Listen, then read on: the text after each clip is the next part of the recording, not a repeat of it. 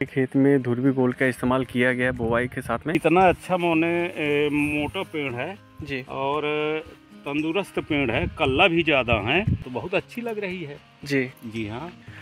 और तना ये जो है तो मोटा तना है, तो मोटा तना के कारण इसमें जब बाल आएंगी जी तो बाल का डिफरेंस ज़्यादा रहेगा। टाटाचं ध्रुवी गोल्ड नावाचं खत वापरल्या तर तुम्हाला त्याचे रिझल्ट कसे वाटले? उंची जास्त आहे आणि काळोखी आहे. काळोखी चांगली पानांची गहू आहे साधारण 30 दिवसाचा. इथं पानांची रुंदी, फुटव्यांची संख्या, पानांची काळोखी बघू शकता तुम्ही. साधारण 30 दिवसाचा प्लॉट आहे. खूप चांगले रिझल्ट इथं आपल्या टाटाचे ध्रुवी गोल्ड या खताचे इथं मिळालेले आहेत. टाटाच्या प्लॉटला आपलं ध्रुवी गोल्ड नावाचं खत वापरलं टाटाचं. तर काय काय फरक जाणवला? पण दुसरं पाणी दिल्यानंतर मी ध्रुवी गोल्ड प्लेन ध्रुवी गोल्ड वापरलं. अच्छा.